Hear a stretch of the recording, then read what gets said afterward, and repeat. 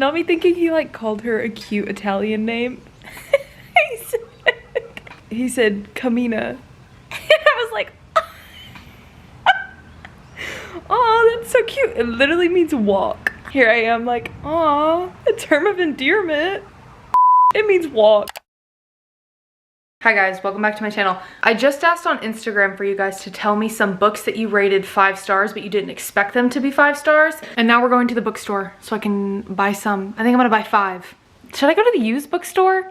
No, we're gonna hit up Barnes & Noble. I haven't been to Barnes & Noble in 3 weeks, and I need my fix, so we're going to Barnes & Noble. It's only been 2 hours, but I already have so many responses. I think I'm going to do a mix of romance books and a mix of thrillers. There's just so many good ones. I'm gonna go in there and keep all of these in mind and just see which book covers speak to me the most.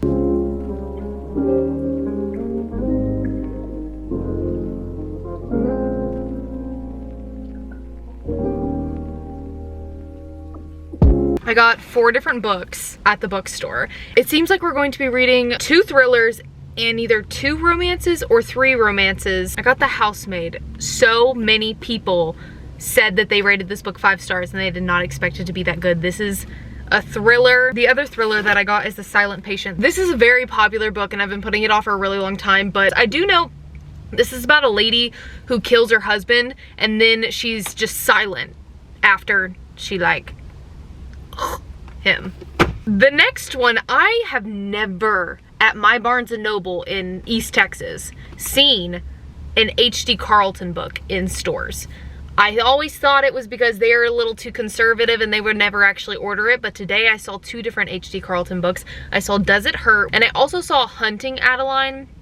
And while I want to buy the complete Cat and Mouse duet series, I just didn't let myself buy it. I was already buying 4 books and they only had Hunting, they didn't have Haunting. And the books from H.D. Carlton, since they're not through a publisher, they're like $20 each. That's just, I didn't want to spend an additional $20 today. I got Does It Hurt? This is a dark romance. And then the last book that I got at the bookstore today was Love and Other Words. I've actually had this book on my TBR for about a year now.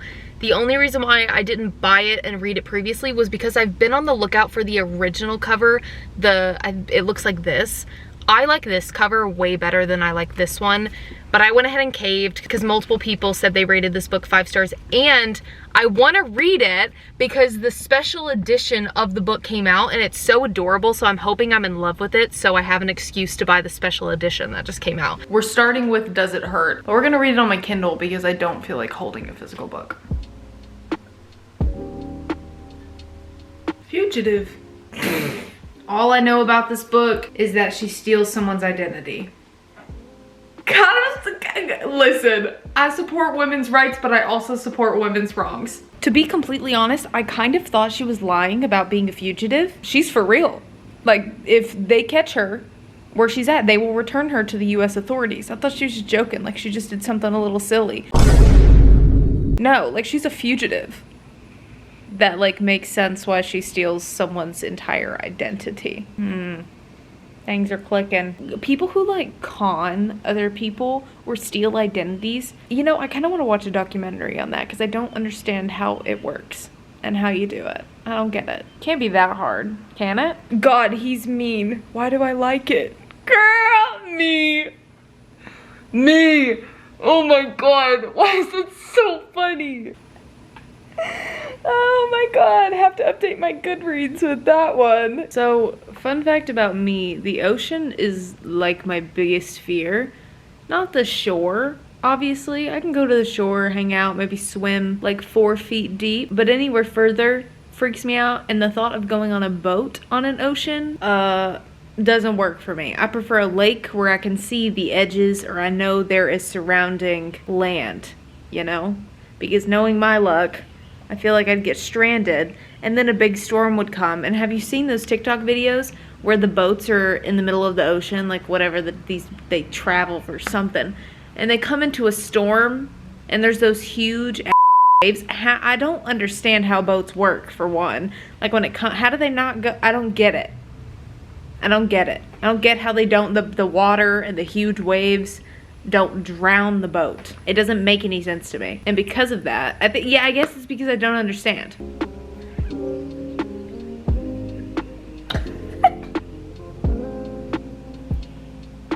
Aw, he said, now get behind me. I want to make sure it's safe as they're walking into the lighthouse. After after he just shoved her head in the water. I want to make sure you're safe. Yeah, sure, buddy. Would like to know your names if you don't mind. Sawyer. His name is Enzo. Sorry for the manners. He got bullied in school and hasn't seen a therapist yet. Oh my god. That was really good. That was really good, H.D. Carlton. Not me thinking he like called her a cute Italian name. he said Camina. I was like,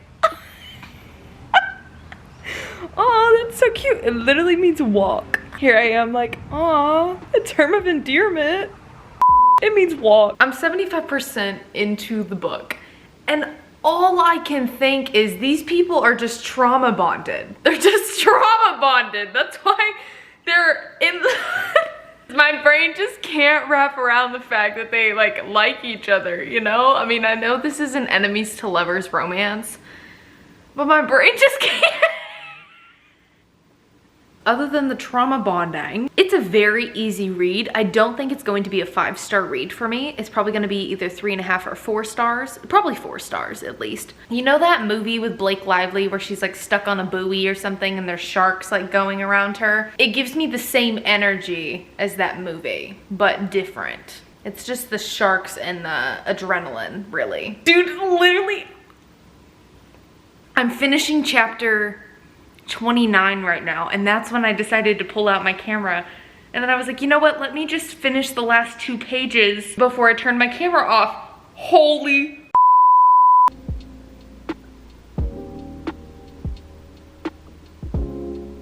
I knew it. I knew it. And if you know what I know, then you know. Sylvester, you getting crazy, man. You getting crazy. And done. I'm gonna give this book 4 stars. Not a 5-star read for me. That was fun. That was very entertaining. Wild. Just wild.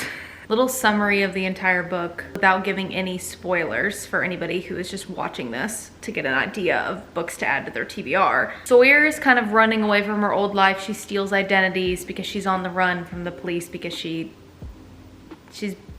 been doing bad stuff. She's basically a fugitive. She gets to Australia, she meets Enzo. He's the next guy she's gonna steal an identity from. She needs to move on. So she steals his identity and he finds out and he's like, no! And then it all goes to from there. And when I tell you it goes to I mean it goes to I will say I liked Haunting Adeline and Hunting Adeline by H.C. Carlton better than I liked Does It Hurt? I think I'm gonna read The Housemaid next because I wanna keep reading on my Kindle. So that's what we're gonna do next. By Frida McFadden. I'm pretty sure that, this lady is a housemaid and she works for this family, and I'm pretty sure this is my interpretation of the book without knowing anything about it. Well, I know a little bit about it. This is what I think, and this is the pre-summary I'm gonna give when I actually don't know what I'm talking about, so take this with a grain of salt. This could be wrong, but this is what I'm thinking. This lady is a housemaid. Duh. She works for this family and the wife is a little bit crazy and a little bit controlling, and then one day the wife locks her in a room. Hence the picture on the cover with like her looking through a keyhole.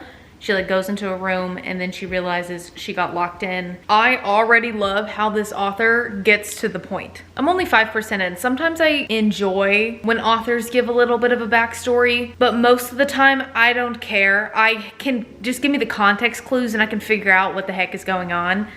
That's kind of what this author did. Like, I don't need the backstory of why this girl is living in her car and why she desperately needs this housemaid job. I don't need the backstory, so thank you for not giving it to me. I can put 2 and 2 together. We can figure it out later. And that's what she did. Cutting straight to the point, straight to the interview of becoming the housemaid. I'm already intrigued and I'm already in the story. Not a lap dog. Oh my God, you're too big. You're too big. Girl, what are you doing? Oh no, oh no. I just don't have a good feeling about this. Millie and Andrew are about to go to town. Just don't put yourself in these kind of situations, girl. Just don't do it. Don't do it. No. Okay, normal people's anxiety is here. My normal anxiety is here. My anxiety reading a thriller book You can't even see it. You can't even see it. And people read thrillers for fun. I feel like I'm about to have a heart attack. Millie kind of crazy. Millie crazy. Nina crazy. But Millie also crazy. The one thing I'm not loving about this book so far is the insta-love. This is a thriller. Yeah, the insta-love. Like, what? It's been like 2 weeks. Stop. There's no water in there. Do you ever read a book and you're like, there would not be an issue if you would just take yourself out of this situation? Maybe that happens more often in my life than I think it does, where I kind of just keep myself in a situation where no problems would arise if I would just, you know, remove myself. But outside looking in, I'm like, Millie, go. But also, if I would have found out the information about Nina, what she did when the kid was a baby, gone. Gone. I don't care how much you're paying me. Okay, actually, wait. I would get 2 paychecks, and then I would be out of there. But that's so complicated because I also understand Millie's situation, and I've obviously never been in that position before, so maybe I wouldn't, you know, maybe this is just my privilege talking, because I wouldn't do that, but I've also never had the life that Millie has had, so I also want to know what she did. It looks like a jail cell in my truck because of this barrier that I have for my dog. I am 85% into The Housemaid, and oh my God, when you get a little bit over halfway into it, the plot twists were so good. It's shocking. I feel like the first 40% gave me a lot of anxiety. And then after that, when I kind of knew what was gonna happen because of the plot twist that started happening, my anxiety eased and I started enjoying the book a lot more. Dude, the ending of this. For a second there, I was like, why is it ending this way? And then I was like, this is why it's ending this way. Wait, I have to read the second book. That was really good. Oh, I liked that. I think I'm gonna give the book 4.5 stars. That was good. The first 40% was definitely good, but because it made me so anxious, I was having a hard time continually reading it. I had to put it down a lot, but maybe that just makes it good. That makes it like thriller good. That didn't make any sense. That makes it good for a thriller, maybe. I was not enjoying the anxiety it was giving me. The rest of it, wonderful. Very intriguing. Not like too thrillery after that. So you kind of got to like chill out a little bit, which I liked, but there was still a lot of thrill. That was crazy. Also the ending of it, I loved it. Kind of like, really? And then the very, very end, I was like, oh, that's cool. And I'm gonna read the second book now. I started The Silent Patient last night. Didn't like tell you guys this was gonna be the next book I'm reading because it was like 10 o'clock and I was like, you know what, this sounds like a great book to start. I am 30 pages into it, on chapter 6. I fell asleep, so I didn't get too far into it, but I'm loving it so far. Love the writing style. It already like captures you immediately with talking about the crime and how she killed her husband, and I'm like, I'm hooked. I wanna know why she's silent. Are you silent or were you silenced? I really like Theo. First off, I like the name Theo, very great. And his internal monologue, I like it a lot. I did go ahead and pick the 5th book that I will be reading for this video. I wasn't planning on reading this one. It was mentioned so many times that this was a 5-star read for people, but then someone bought me this book and I got it in the mail yesterday and I was like, well, that's perfect. We should just read this because so many people said it was a 5-star read. Say You Swear. Wow, it's a very like shiny cover, so I have to like make sure the sun doesn't hit it. Say You Swear by Megan Brandy. This is going to be the 5th book I'm gonna read for this video.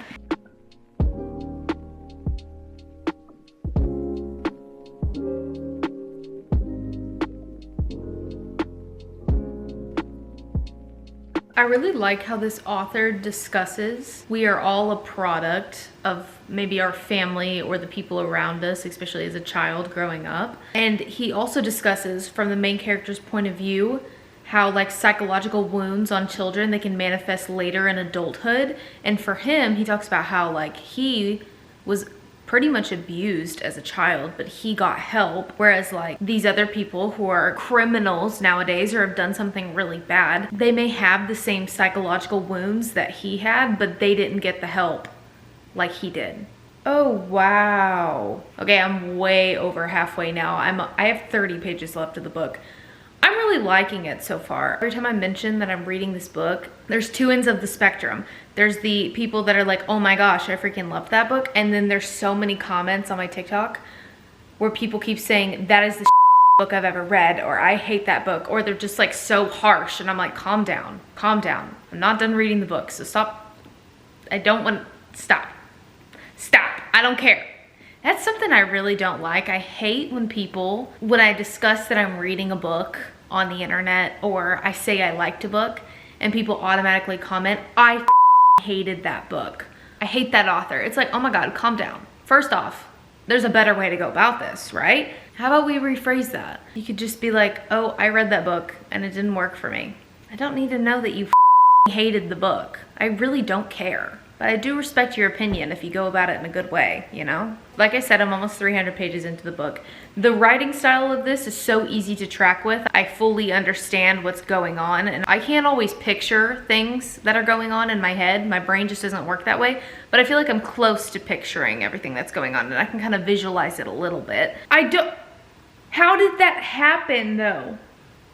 Like, how is this possible? This is a small prison. I don't understand how she got, I don't get it. I don't get it. I don't understand how she like got a hold of, yeah. Don't understand. If there's gonna be a plot twist, it can go in like 12 different directions. I do not know where it's heading. What the is going on?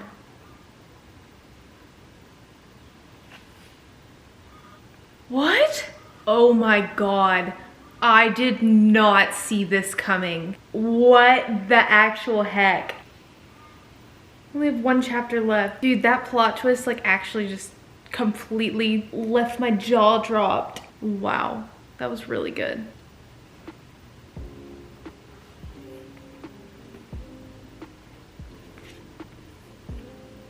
And done. I loved this book. This is 5 stars for me. It was more of a mystery, like a subtle mystery than a thriller. I really was expecting to be reading a thriller, but I don't think that's really what it was. It was more just like a well-written story with like mystery aspects to it. I was not expecting that. The plot twist just, I didn't see that coming. Even though now that I think about it, it kind of, you know, it makes a lot of sense, but I didn't see it coming. It's one of the first books I've read by a man since I was like 14 years old. I read John Green when I was 14, and ever since then, I only read books written by women until now. There is another book by this author that I want to read. I think it's called The Maidens. I'm gonna put it here. Very interested to see how that one is because I have heard from multiple people they like that one better than this one. This was a 5-star read for me. So far, we have one 5-star read. Next up is Love in Other Words. I've already read a little bit of it. I'm predicting this to be a 5-star read. This is kind of a second chance romance. Friends to lovers. The thing I already love the most about this book is that they're both readers, and Elliot is kind of, well, growing up, he was this, because they are childhood friends. Growing up, Elliot is described as this very nerdy reader boy, and then when she runs into him at the beginning of the book and she hasn't seen him for like 10 years, she's like, he's filled out and he looks different, and I'm like, I can't help but giggle. I love a reader boy. I like how this book bounces back from past to present. Friday, December 21st, 15 years ago. Love that. That's it. Again, childhood Elliot is actually my favorite. I love kids like Elliot. They're like so adorable too, and they're always so incredibly awkward. Oh my God, he got her a Christmas present. Elliot got Macy a Christmas present. I'm always hanging out at your place on the weekends. You're here, so I feel like I owe you. I have a feeling Elliot feels like a burden to everybody in his life. Because same, he bought her Bridge to Terabithia. I hope you like it as much as I did. I sort of feel like I could be your Maybelle. I loved Bridge to Terabithia. That was one of my favorite childhood books. This is kind of a soulmates book. I don't think I've ever read a soulmates book where the two main characters are destined to be like soulmates. And that's not a spoiler. You can kind of tell that from the back. It's just kind of now processing in my head. I've never read a book like that, and it's very adorable. I've heard the theory of like everybody has 7 soulmates. I love to think about it often though. I want to believe that there's a soulmate for everybody out there. I don't think there's just one. I think there's multiple. There's too many people in the world for it to be just one person. I hope they exist. Just never met one.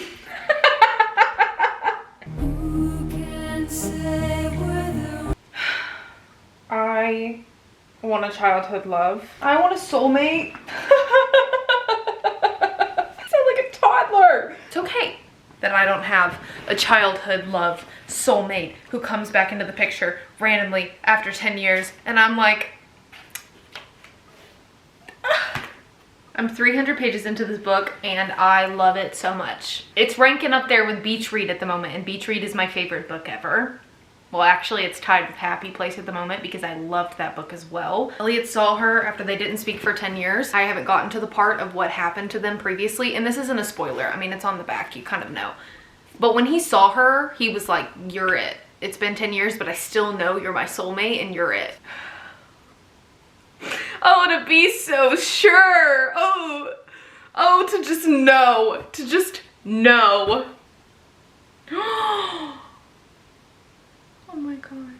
I like have a feeling I know what like actually happened. No. I need a break. I needed to take a day to process Love in Other Words. You know, sometimes you just read a book and you're like, I can't put words to it right now, I need to think.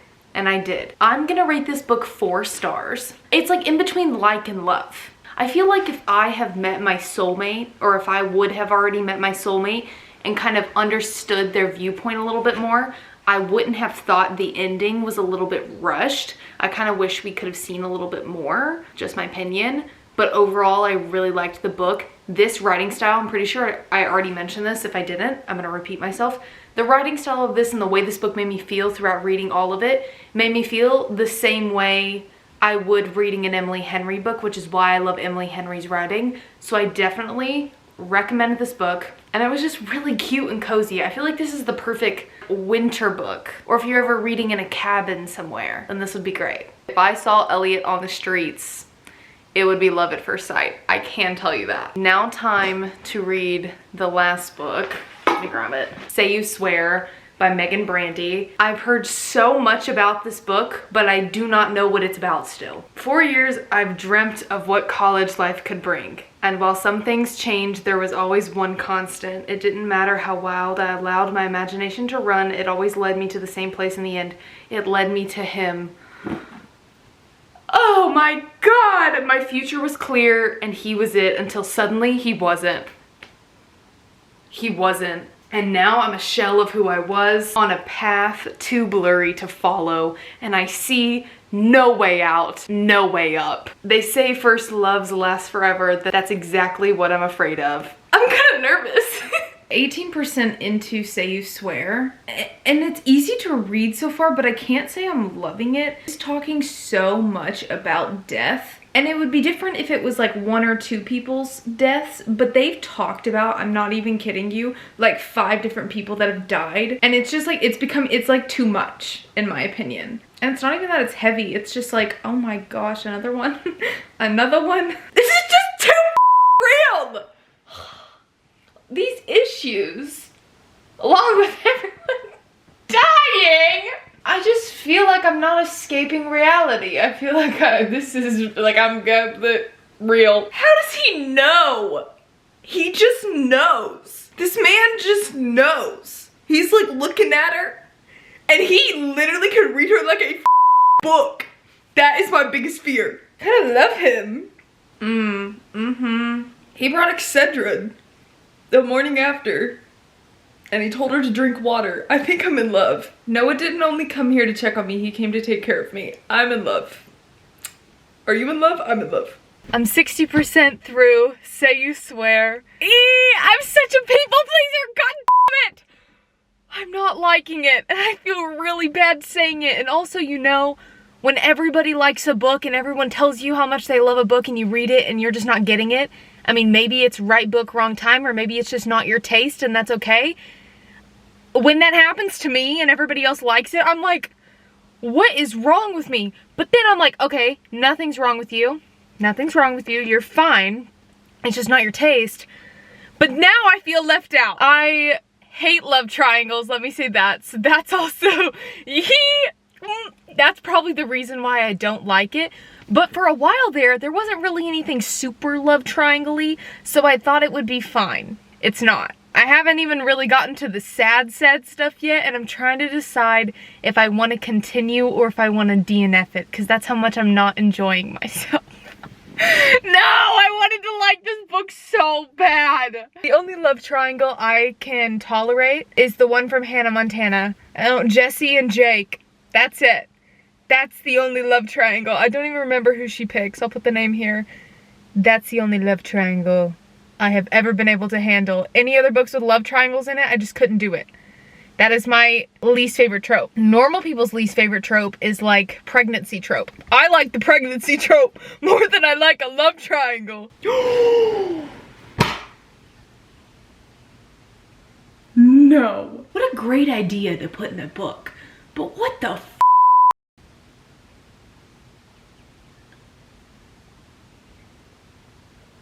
I have no words. And I'm not I feel like if I was emotionally invested into this book, I'd be sobbing right now. But I'm not really emotionally invested in it, so I'm able to separate myself. But oh my gosh. That's not what I thought was gonna happen. I thought someone was going to... They were talking about death so much in the beginning, you know? I finished it. If I'm being completely honest, the only reason why I didn't DNF the book was because of Noah freaking Riley. He's the reason why I didn't DNF this book. He's the one who kind of made the book for me. I think he's perfect. I'm gonna rate this book 3 stars. Something about it just wasn't working for me. In the story, overall, when I look at it from an outer perspective, it was good, especially the last 30%. I did really enjoy the last 30%, but the first 70%, for some reason, it just wasn't working for me. And again, the only reason why I stuck it through was because of Noah freaking Riley. There was just a few too many strange comments and lingo, and if you follow me on Goodreads and you saw me talk about those on there, in the first 70% where I was like, no one speaks like that, I skimmed a lot of the first 70%. Overall, good idea for a book. The last 30% was crazy. And that's all for me reading Y'all's 5-star reads. Thank you guys so much for watching this video. Go follow me on Instagram and TikTok, and I will see you guys next week.